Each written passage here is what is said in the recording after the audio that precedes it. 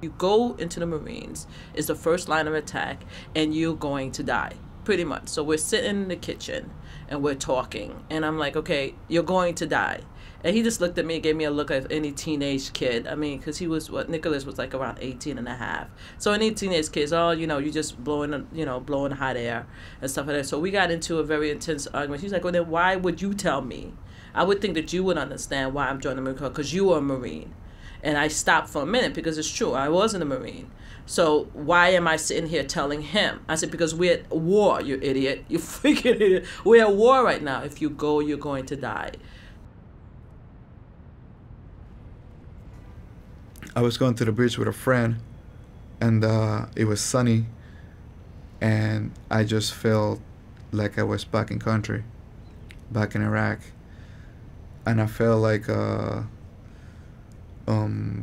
wanted to be on the gun, like I wanted to have the machine gun and just fire.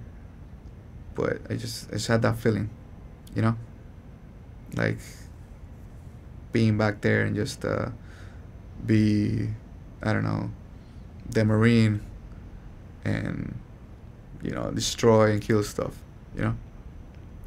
But it's like a moment of I want to say euphoria, but it's just for a couple of minutes, and then I realized that I'm just in Long Island, nowhere else.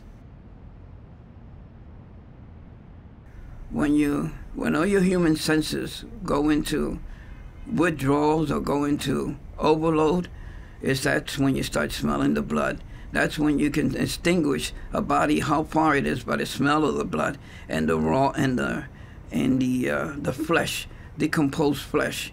You can smell either one of them from 100 meters. You know where somebody is dead at. It's because of the downwind brought the scent over to you. It makes you shake even without having anything in front of you that makes you scared. It makes you shake. It's horrifying, these dreams. More and more, I couldn't express myself to a simple, I love you.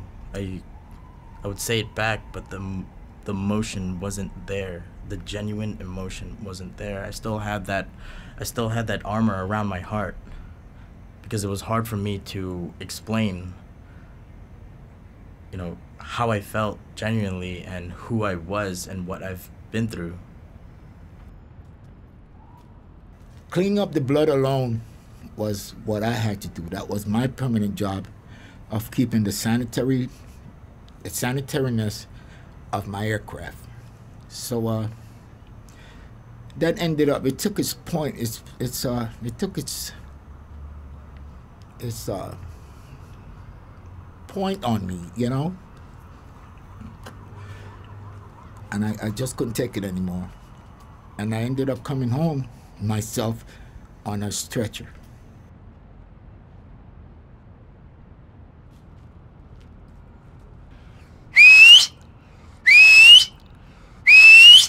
Wake up, people. Help the veterans. Do something for the veterans.